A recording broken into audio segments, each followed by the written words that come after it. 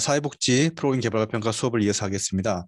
지난 시간에 우리가 평가를 이야기했었죠. 그래서 평가란 말은 항상 기준을 생각해라. 그죠? 그래서 평가를 한다는 것은 기준을 설정하고 그 기준에 맞춰서 자료를 수집하고 그걸 가지고 결과를 해석하는 거다. 그래서 평가는 항상 기준이 큰, 가장 중요한 어, 개념이 알았죠. 그래서 평가란 말 들었어요, 여러분들이.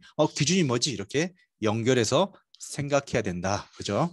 그럼 그 평가 기준을 우리가 뭘로 쓰냐? 그래서 국내 학자들이 다양하게 제시했는데 가장 보편적으로 쓰는, 가장 일반적으로 쓰는 것이 몇 가지가 있는데 첫 번째가 노력성이다. 그래서 노력성이라는 것은 얼마만큼 투입을 했는지, 얼마만큼 활동했는지. 그래서 전통적으로 사회복지에서 가장 많이 쓰는 몇 명의 서비스를 줬고 몇 번의 서비스를 나갔는지를 주로 이야기하는 게 노력성이다. 그죠? 그래서 노력성으로는 그래서 나와 있는 것처럼 참여한 클라이언트 수, 우리가 몇 명한테 서비스 줬는지, 그래서 상담 건수, 의뢰 건수, 집단 활동 참여자 수, 그다음에 인적 자원 투입 수, 사회복지사의 수, 자원봉사자의 수, 그다음에 참여 전문가의 수, 물적 자원 투입 정도. 그래서 예산 지출 액수랄지 기자재 및 장비 투입 횟수, 시설 공간의 이용률 등, 그다음에 업무 수행 활동에서 면접을 몇 번 했는지, 가정 방문을 얼마큼 했는지, 치료를 얼마큼 했는지, 집단 활동을 얼마큼 했는지, 출장 횟수를 얼마큼 했는지, 이런 식으로 얼마큼 어때요? 투입되는지를 가지고 효과성을 말하는 것, 평가를 하는 걸 우리가 노력성이다. 그래서 노력이라고 하면 항상 투입, 활동수를 이야기한다는 걸 꼭 알아야 되고, 과거에는 성과 보고서에서 주로 많이 담는 게 노력성이고, 지금도 마찬가지. 여러분들 다음에 사회복지 현장에 가서 기관 평가할 때 주로 담는 게 우리가 서비스 제공량이 어느 정도 되는지를 담는다는 걸 꼭 기억해 알았죠. 두 번째 효과성. 효과성이라는 것은 제가 이야기했던 것처럼 긍정적 변화고, 과거에는 노력성을 중요시했다면 지금 현재는 이 효과성 중심으로 바뀌고 있는데, 그래서 실제로 이 프로그램이 클라이언트에게 어떤 긍정적 변화를 가져왔는지, 그래서 평가 기준으로 효과성을 적용할 때는 프로그램 실행 이전에 목표를 설정하고 그 목표를 평가를 얼만큼 달성했는지 본다. 그래서 주로 하는 게 클라이언트 인지적 감정적 변화. 그래서 뭐 인지적 감정적 변화 같은 거, 자아 통합감이 어떻게 변했는지, 클라이언트의 행동상의 변화, 그렇죠? 그다음에 클라이언트 및 가족의 사회적 변화에서 뭐 취업을 했는지, 자활을 했는지.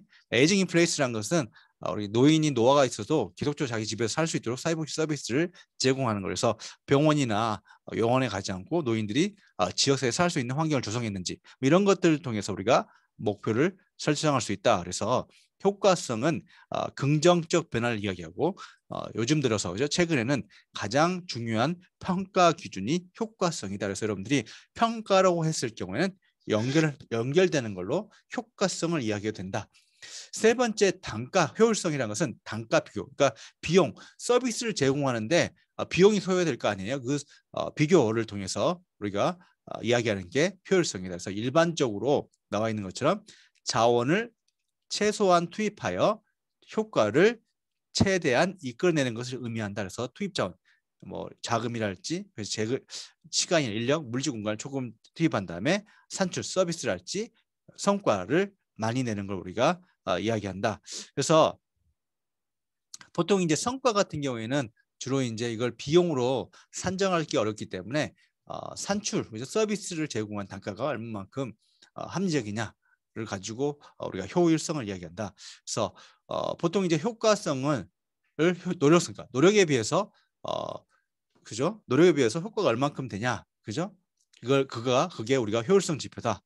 그래서 여기 나온 것처럼 프로그램 투입된 자원의 총 비용, 그래서 인건비, 사업비, 재료비, 장비비 합계하고 프로그램 단위의 산출 비용, 그래서 1인당 서비스 비용이 얼만큼 되는지, 그죠? 그 다음에 효과성을 화폐 가치로 환산한 다음에 그 효과성을 만들어내는데 얼마만큼의 비용이 들었냐를 가지고 이야기하는 거가 효율성이다. 효율성이라는 것은 투입분의 산출이라고 해도 되고요. 투입분의 성과고, 아마 제가 프로그램 성과 방법에서 다시 한번 이야기할 거예요. 그래서 효율성이라는 것은 단가 계산한다. 동일한 성과를 만들었는데 얼마만큼 돈이 드냐, 동일한 서비스를 제공하는데 얼마만큼 비용이 드냐 가지고 비교하는 게 효율성이다. 그다음에 네 번째 영향이라는 말 앞에 나와 있는 효과성과 동일한데 이 효과성 같은 경우에는 프로그램에 참여한 사람들 집단의 어떤 변화라면, 이 영향이라는 것은 지역사회 단위에서 그래서 자살률이 떨어졌는지, 그죠? 그 다음에 실제로 학교 밖 청소년 발생률이 줄어드는지, 그죠? 아니면 우울증 발생률이 줄어드는 것처럼 지역사회 임팩트에서 사회적으로 얼마만큼 파급 영향을 줬냐를 가지고 이야기하는 게 영향이다. 그래서 205페이지 나온 것처럼 효과성은 클라이언트의 변화 정도에 초점을 두지만 영향은 프로그램의 사회적 파급 효과. 사회적 파급 효과라는 것은 프로그램을 통해 지역사회의 사회 문제 해결이나 욕구 충족에 어떠한 영향을 줬는지를 가지고 우리가 따져보는 게 평가 기준이다. 그래서 주로 우리 이 거시적인 프로그램에서 정부 차원이나 그죠? 그 다음에 지방자치단체 차원에서 실시한 프로그램을 통해서 얼마만큼 긍정적 변화를 가져왔는지 가지고 이야기하는 게 이 영향이다. 그래서 예를 들어서 위험 집단이랄지 표적 집단 내의 변화, 예를 들어서 장애인 취업률이 얼마큼 상승했는지, 장애인 중에서, 그다음에 앞에 이야기했던 것처럼 뭐 치매 발생률이 얼마큼 감소했는지, 뭐 자살률이 얼마큼 감소했는지, 그다음에 사회 지표상의 변화에 대한 실질적 기대도, 그래서 장애에 대한 인식이 얼마큼 개선되는지, 이런 식으로 지역사회 전체 수치를 가지고 우리가 프로그램이 거기에 변화에 얼마만큼 영향을 줬는지, 그래서 따져보는 게 영향이다. 그 다음에 서비스 질이라는 것은 일반적으로 클라이언트의 만족도, 그 다음에 제공 인력의 전문성, 어떠한 자격을 가지고 있고 어떠한 전문 교육을 받았는지, 그 다음에 자문을 받고 있는지, 그 다음에 조직 차원에서 서비스 질과를 하고 있는지, 이걸 통해서 우리가 서비스 질을 본다. 그래서 서비스 질이라는 것은 주로 서비스 제공자의 자격 요건이나 서비스 제공 방법이 전문적 기준에 적합한지를 주로 검토한다. 그래서 주로 전문성은 제공자의 전문성. 그래서 주로 이제 여기 더해서 이용자의 중심에서 클라이언트만. 그래서 서비스 제공 인력의 전문성과 이용자의 만족도, 클라이언트의 만족도를 통해서 일반적으로 우리가 서비스를 평가한다. 그래서 나와 있는 것처럼 서비스 인력의 자격증을 1급 사회복지사 자격증을 소지하고 있는 비율이 얼마큼 되는지, 그죠? 그다음에 전문 교육에서 보수 교육, 그다음에 의무 교육과 그다음에 비의무 교육을 얼마만큼 받고 있는지, 그다음에 외부에서 전문가 자문을 받고 있는지, 그다음에 프로그램 활용에 있어서 전문 지식이랄지 기술의 발전 상태, 그다음에 클라이언트 만족도, 이런 네 가지 차원에서 주로 따져보는 게 서비스 질인데, 여기 중에서도 두 가지를 뽑아라면 첫 번째 서비스 인력의 전문 자격 소유 여부하고, 두 번째 클라이언트의 만족도를 주로 이야기한다는 거예요. 그다음에 여섯 번째 과정이란 것은, 그죠? 제공 과정이 적절했는지, 그죠? 그다음에 그 제공 과정이 실제로 성과를 가져왔는지, 그래서 과정이 노력이 산출로 옮겨져 가는 중간 과정, 절차를 이야기하는데, 이 과정 평가라는 것은 프로그램 목표 달성의 인과관계를 살펴봄으로써 프로그램이 실패해온 성공했다면 그 이유를 찾아내는 거다. 그래서 두 가지 차원에서 초점을 둔데, 첫 번째는 산출물이 만들어지는 그 과정이 적절했는지, 체계적이고 합리화되니까 프로그램 만들어내는 그 전환을 하는 그 활동이 적절했는지, 과정이. 두 번째는 실제로 이 활동 때문에 어때요? 성과가 나왔는지, 그죠? 그래서 인과관계를 본과 그다음에 과정이 제대로 되는지를 본다. 그래서 주로 이제 계획된 활동의 수행 정도, 하기로 한 것들을 얼마만큼 했는지, 그다음에 과정 목표의 달성 정도, 그래서 인력이랄지 시간이랄지 뭐 장소 내용들을 적절하게 투입했는지, 그 다음에 성과 목표와 그 다음에 과정 목표, 그래서 실제로 이 과정을 통해서 성과를 달성했는지를 보는 게 과정이다. 마지막으로 형평성은 공정성이라고 하는데, 적절하게 배분되었는지를 보는 거예요. 그래서 보통 이것도 마찬가지로 주로 거시적 차원에서 뭐 지역 단위나 마을 단위에서 프로그램이 제공됐다면, 그죠? 동일한 특성을 가지고 있다면 동일하게, 그죠? 예를 들어서 뭐 진구에는 서비스를 제공하고 있는데, 그래서 강서구는 되고 있지 않다랄지, 이런 식으로 그러한 형평성이 맞지 않은 경우에 우리가 어때요? 그건 그 효과성이, 그죠? 평가를 좋게 받지 못하게 해줘서 주로 프로그램의 공정성, 얼마나 공정하게 제공됐냐, 그래서 여기 나와 있는 것처럼 대상 집단의 동일한 접근 기회. 그래서 치매 노인이라면 A라는 어르신은 서비스 받고 B라는 어르신은 서비스를 받지 못한다면 형평성에 어긋나는 것처럼 이렇게 대상 집단이 동일한 기회를 주어졌는지, 그래서 동일한 노인이라면 서비스를 받을 기회가 주어졌는지, 두 번째 지역을 단위로 했을 때 균등하게 배분됐는지를 따져보는 게 형평성이라는 거죠. 그래서 이걸 전체로 보면 이렇게 이 한동호 교수님이 정리한 건데 강남대 주로 이제 프로그램 평가 기준은 노력, 그죠? 프로그램의 활동의 양을 통해서 우리가 접근한다. 두 번째 효율성은 산출 대비 비용 정도다. 그래서 산출을 만들어내는데 얼만큼 단가가 가성비가 좋냐. 세 번째 효과성, 프로그램의 목표의 달성 정도. 그다음 네 번째 영향, 지역사회 차원에서 클라이언트의 욕구나 문제를 얼마만큼 떨어뜨리는지. 그다음에 서비스 질, 서비스 제공자의 전문성과 클라이언트 만족도. 그다음에 과정, 프로그램 결과로의 경로가 적절했는지, 그죠? 그 과정 때문에 정말 성과를 만들었는지. 그다음에 형평성이라는 것은 프로그램 배분의 공정성이다. 그래서 여기 나와 있는 것처럼 노력은 단위 활동의 수, 그죠? 클라이언트 수, 전문 지식과 기술의 소유 활동 정도, 예산, 자원, 기간 및 활동 단위, 그죠? 주로 노력의 양, 서비스 단위로 측정하고요. 산출 대비는 앞에 있는 것처럼 결과 비용이 얼마큼 드는지, 서비스 단위당 비용, 비용 효과 분석, 비용 편입 분석을 하게 되는 건데 비용 효과 분석과 비용 편입 분석은 제가 8장에서 다시 설명할 거예요. 효과성이라는 것은 실제로 인지적, 감정적, 행정적, 행동상, 그다음에 사회적 변화가 있는지. 그래서 이것은 단일 사례 설계로 주로 분석하게 되고요. 그다음에 영향도 마찬가지 평가 조사를 통해서 실제로 지표상의 변화가 있는지. 서비스 질 같은 경우는 전문 자격이랄지, 그다음에 만족도, 그죠? 그다음에 과정이라는 것은 성과를 만들어내는 그 활동들이 우리가 하기로 한 만큼 했는지, 그다음에 정말 그 활동을 통해서 성과를 만들어낸지를 보는 게 과정이고, 그러니까 형평성이라는 것은 균등하게 배분되었는지를 가지고 접근하는 게 뭐예요? 형평성이다. 그래서 여러분들이 평가 기준 7가지는 반드시 알아야 되고, 또 여기서 2가지만 뽑는다, 그죠? 제일 중요한 거면 노력과 그다음에 효과성이다. 그래서 여러분들 아마 현장 가서 사회복지 성과 보고서를 쓰게 되면 이 2가지를 담게 되는 거죠. 그래서 노력은 다른 말로 산출량이고, 효과성은 성과 목표의 달성 정도를 우리가 효과성이라고 한다. 그러면 이어서 보면 프로그램 평가 유형은 몇 가지로 나눌 수 있는데, 여기 나와 있는 것처럼 프로그램 평가 유형은 평가 목적에 따라서 형성평가와 총괄평가, 그 다음에 연구 방법에 따라서 양적 방법과 질적 방법, 그 다음에 세 번째 평가 주체에 따라서 내부 평가와 외부 평가, 그 다음에 분석 단위에 따라서 적합성 평가와 메타 평가로 구분할 수 있는 거죠. 그래서 첫 번째 형성평가와 총괄평가는, 형성평가는 그죠? 만들어간다. 형성, 그죠?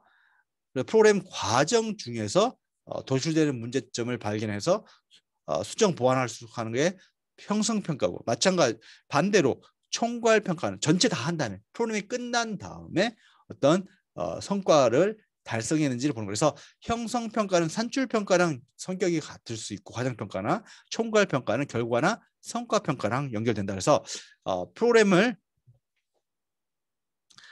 수행하는 도중에 하기 때문에 우리가 형성평가, 과정평가라고 부르기도 하고요. 그다음에 총괄평가는 프로그램이 종료된 시점에서 하기 때문에 우리가 총괄평가, 그다음에 결과평가라고 한다. 그래서 형성평가라는 것은 프로그램 운영한 도중에 평가해서 프로그램을 지정할 문제점이랄지 프로그램을 수정하기 위해 쓴다. 그래서 만들어간다, 프로그램을. 그래서 2가지 차원인데 운영 과정 평가와 협의적 형성 평가가 있다. 그래서 운영 과정 평가는 프로그램이 원래 계획대로 수행되고 있는지를 분석하여 향후 프로그램 운영 전략을 수립하는 거다. 그래서 원래 계획대로 프로그램이 진행되고 있는지를 초점을 두고 하는 게 어때요? 운영 과정 평가고, 반대로 협의적 형성 평가라는 것은 프로그램이 의도한 효과나 예상하지 못한 긍정적, 부정적 부수적 효과를 발생하니까, 그러니까 프로그램 때문에 실제로 어떤 성과들이 나타나는지를 따져보는 건 우리가 협의적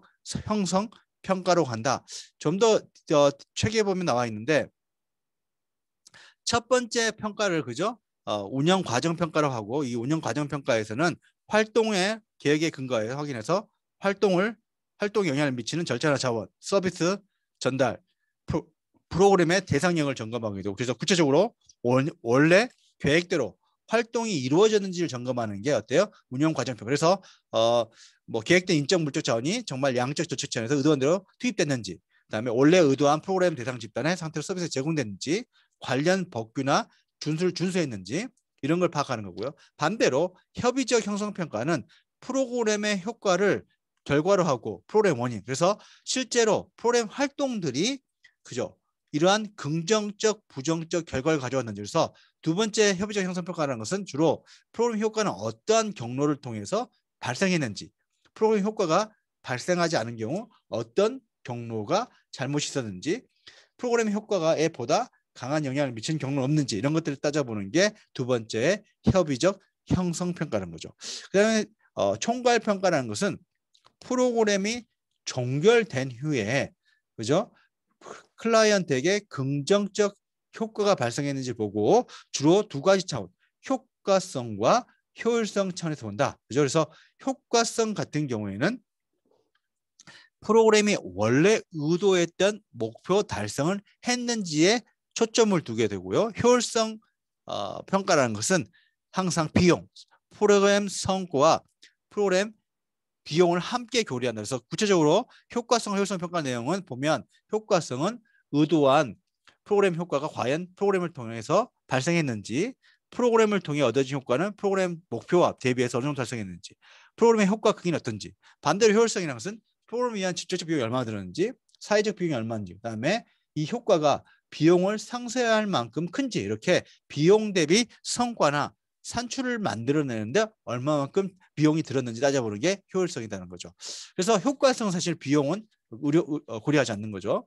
그 다음에 질적 평가와 우리가 양적 평가. 앞에 우리가 프로그램 평가의 이론에서 어떻게 우리가 프로그램 효과성인지 알기 위해서 인식론 차원에서 하는 거, 제가 연역적 방법과 귀납적 방법을 이야기했죠. 그래서 질적 방법은 우리가 사례, 귀납적으로 어때요? 클라이언트 참여자의 각각의 경험을 더해서 프로그램 효과성이 있다고 말할 수 있는 거고, 반대로 양적 평가라는 것은 프로그램 효과성을 가정하고 그게 정말 나타난지를 프로그램 참여한 사람들의 설문조사를 통해서 수량적으로 접근하는 거다. 그래서 이렇게 질적 평가는 주로 뭐 말이나 그림이나 글이나 영상을 통해서 우리가 주로 프로그램 효과성을 말하는 거고요. 양적 평가는 것은 우리가 평가 방법에서 프로그램을 평가를 위해 수집되는 자료가 주로 계량화되고 그죠? 실험조사 같은 조사 설계를 통해서 객관된 자료가 연역적으로 분석되는 평가 방법이다. 그래서 여러분들 혹시 여기에 대해서 양적 평가와 질적 평가에 대해서 이해가 안 가면 사회복지 조사 방법론, 그죠? 2학년 때 배웠던 사회복지 조사론 책을 보면 질적 방법과 양적 방법에 대해서 여러분들이 좀 자세하게 이해할 수 있는 계기가 될 거야, 알았죠? 그래서 다시 한번 양적 평가는 수를 통해서 그죠? 수를 통해서 효과성을 만나면 질적 평가는 수 이외의 거, 그죠? 개인 경험, 말, 그림, 글, 영상, 그죠? 그래서 예를 들어서 아이가 학교에 잘 적응하고 있는지를 학교 적응 지수, 설문조사를 통해서 평가할 수 있지만, 아이가 친구하고 웃는 모습이랄지, 친구 집에 초대된 횟수랄지, 그다음에 선생님에게 질문을 던지는 이런 걸 가지고도 어때요? 아이가 학교에 잘 적응하고 있는지를 우리가 추정할 수 있다는 거죠. 그다음에 내부 평가와 외부 평가인데, 내부 평가와 외부 평가 앞에 이야기했던 것은 평가 주체가 누구냐. 그래서 평가 주체가 내부에 있는 사람들이면 우리가 내부 평가를 하고요. 외부 평가는 외부인에서 보통은 이제 이 두 가지를 다 해요. 그래서 여러분들 사회복지관 평가할 때 외부 평가만 이루어지는가요? 먼저 내부 자체 평가를 하게 시켜요.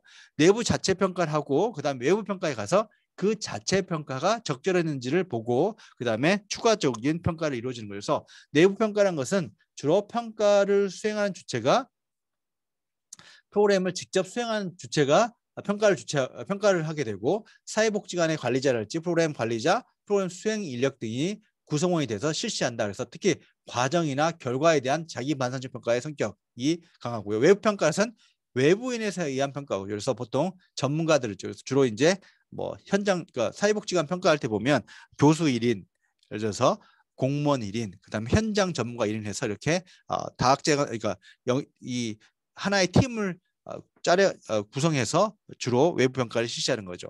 그 다음에 적합성 평가와 메타 평가는 적합성이라는 것은 우리가 평가를 실시했다면 그 평가가 의도한 목적을 달성했는지 안 했는지 중심으로 이야기하는 거예요. 그러니까 이 평가를 이 프로그램을 통해서 프로그램 목적이 달성됐는지 안 됐는지를 주로 다루는 게 적합성 평가고 메타 평가는 평가에 대한 평가거든요. 그래서 평가가 제대로 이루어졌는지를 평가하는 거고 그다음에 과거의 평가들을 모아서 어때요? 평가하는. 그래서 예를 들어서 우울증 관련해서 독거노인 친구 만들기 사업이 정말로 우울증에 효과가 있었는지를 친구 만들기 사업에 했던 정부에 있는 사회복지 기관들을 대상으로 평가 결과를 가지고 다시 한번 평가하는 걸 우리가 메타 평가라고 한다. 그래서 메타 평가 같은 경우는 주로 이제 뭐 비타민 효과성이 있는지 그죠? 뭐 이런 것들을 검증할 때 그래서 주로 사용하고 그러니까 연구들에 대한 그러니까 프로그램에 대한 프로그램 평가들에 대한 또 평가가 어때요? 메타 평가를 한다. 이렇게 기억하시면 돼요. 그럼 평가 절차는 어떻게 이루어지냐? 그래서 평가 절차는 뭐 요코 같은 경우에는 6단계로 평가의 기준을 선정하고 평가 조사의 설계, 자료 수집, 결과 분석, 평가의 성과 한가로 했고요. 그다음에 성규탁은 평가 목적의 확인 결정, 프로그램 목표 운영 방법 및 구조의 파악을 통한 평가 대상 확정, 평가 방법의 결정, 그다음에 평가 자료 수집과 분석, 평가 결과의 보고 등을 평가적 제시했다면 김영숙 교수에는 평가 근거와 목적의 확인, 그다음에 평가 중고의 설정, 그다음에 평가 활동의 기획, 그다음에 평가 자료 수집, 계획의 수립, 평가 자료 쭉 되어 있는데 뭐 이게 중요한 거야. 그래서 결과적으로 이 평가라는 것은 여러분들 그 절차라는 것은 이렇게 세 가지 단계로 나눌 수 있다. 첫 번째 뭐라고 했어요? 평가 기획 및 설계 단계, 그다음에 자료 수집 및 분석 단계, 그다음에 결과 해석 및 활용 단계. 그래서 평가 기획 및 설계 단계에서는 결과적으로 평가의 목적이 뭐냐, 그다음에 그 평가의 목적을 어떠한 도구, 척도, 도구를 통해서 확인할 거냐, 그다음에 어떤 방법으로 조사할 거냐. 그래서 뭐 인터뷰할 거냐, 그죠? 그다음에 아니면 저기 설문조사할 거냐, 이런 식으로 어떤 방법, 그다음에 조사 설계는 어떻게 할 거냐. 그래서 사전 사후 비교 설계할 거냐, 아니면 사후 조사할 거냐, 뭐 이런 식으로 이런 평가 방법이랄지, 그다음에 조사 설계를 결정하는 게 평가 기획 및 설계단이고, 자료 수집 및 분석 단계는 실제로 평가 기획 및 설계 단계에서 설정했던 연구 방법대로, 그죠? 조사 방법대로, 평가 방법대로 실제로 자료를 수집하고 분석하는 거고, 그다음에 마지막에 결과 해석. 그래서 이게 효과성이 있다 없죠. 얼마만큼 긍정적 변화가 있는지를 제시하는 게 결과 해석과 활용 단계. 그래서 보통은 이 평가 기획 및 설계 단계는 사회복지 사업 계획서에 담고요. 그다음에 두 번째 자료 수집 및 분석과 그다음에 세 번째 결과 해석과 활용은 성과 보고서에 담아요. 알았죠? 우리가 프로그램 기획 및 설계, 프로그램 개발과 평가할 때 이 세 가지를 다 고려하지만 실제 프로그램 계획할 때 여러분들 지금 과제하고 있는 프로그램 개발과 평가 단계에서는 이 기획 및 설계하기도, 다음에 여러분들이 이제 프로그램을 실행한 다음에 성과 분석을 하게 되어 있는데, 이 성과 분석을 할 때는 자료 수집 및 분석 관계, 그다음에 결과 해석과 활용까지 포함된다는 거죠. 그다음에 프로그램 평가할 때 몇 가지 윤리적 이슈가 있는데, 첫 번째 지침 하나는 사회복지 프로그램 평가를 위해서 참여하는 클라이언트 반드시 자발적이어야 된다. 그래서 자발적, 그래서 고지된 동의에 대해서 어때요? 클라이언트가 참여할 건지 참여하지 않을 건지 결정해야 되고, 만약에 그 클라이언트가 의사결정 능력이 없었을 경우에는 보호자나 후견인을 통해서 프로그램 참여를 동의를 받아야 된다. 두 번째는 사회복지 프로그램 평가에 참여하는 클라이언트 집단은 평가 참여로 인한 불편이나 위험, 혜택 등 앞에 나와 있는 것처럼 이 프로그램 참여, 이 평가에 참여로 인해서 갖게 된 혜택과 불편함에 대해서 반드시 정보를 제공받아야 된다. 그다음에 세 번째는 제공받고 실제로 프로그램 평가에 참여하더라도 어떠한 위험을 없애야 된다. 예를 들어서 가정폭력 피해자에게 여성에게 가정폭력을 당한 경험을 구체적으로 묻는 것은 여성에게 감정 또는 심지어 상처를 줄 수 있기 때문에 이렇게 그 클라이언트에게 어떤 부정적 영향을 주지 않도록 최소화해야 된다. 마지막으로 민감한 개인정보는 보호해야 된다. 설문이랄지 개인정보를 통해서 이 사람이 누군지 추정할 수 있게 만든다. 그래서 보통은 이제 이름을 쓰지 않고 식별을 하기 위해서 뭐 숫자나 기호를 통해서 사용한 게 맞다. 그죠? 그래서 네 가지고요. 또 평가와 조사 관련해서 사회복지사가 따라야 할 절차가 사회복지사 윤리광령에 제시되어 있고 만약에 그 윤리광령과 충돌할 때는 이렇게 사회복지 윤리적 충돌 자체가 있었을 경우에는 단계별로서 첫 번째는 자신이 선택할 대안을 점검해보고 두 번째는 다른 평가자들이 현재 자신이 직면하는지 어떻게 치렀는지 찾아보고 그다음에 윤리 강령집의 지침을 점검하고 그다음에 동료나 전문가에게 의논하고 슈퍼바이저 의논하고 그다음에 심사숙고하는 거에 결정해야 되는데 중요한 것은 뭐냐면 이러한 것들을 결정할 때 그죠? 반드시 근거를 남긴다. 이런 걸 결정할 때 이러한 근거. 그래서 우리가 프로그램의 어떤 그러니까 프로그램 평가에서 윤리적 충동이 발생했을 때 어떠한 그 절차에 의해서 그죠? 어떠한 절차에서 이러한 결정을 했는지를 반드시 기록화하는 게 중요하다. 그죠? 그래서 평가조사 윤리충돌 대처대에 대해서도 여러분들 사회복지사가 어떠한 절차에 의해서 이러한 결정을 했는지에 대해서 문서화하는 게 필요하다는 거 알았죠? 그럼 이렇게 해서 사회복지 프로그램 평가의 이해에 대해서 이야기했고 앞에도 이야기했지만 프로그램 평가에 의해서 가장 중요한 건 뭐라고요? 프로그램 평가의 이해는 그죠? 프로그램 평가라는 것은 기준을 설정하는 거 그죠? 앞에 방어 가능한 기준이라고 했는데 평가라는 것은 결국 기준을 설정하고 그 기준을 해당되는 자료를 수집하고 결과를 해석하는 방식으로 이루어지고 그래서 평가란 말을 들었을 때 기준, 평가 기준을 생각해내는 거예요. 연성작업으로 해서 여러분들이 평가 기준을 생각해내는 게 가장 중요하다는 거 알았죠? 그럼 이렇게 해서 수업을 마치도록 하겠습니다. 수고하셨습니다.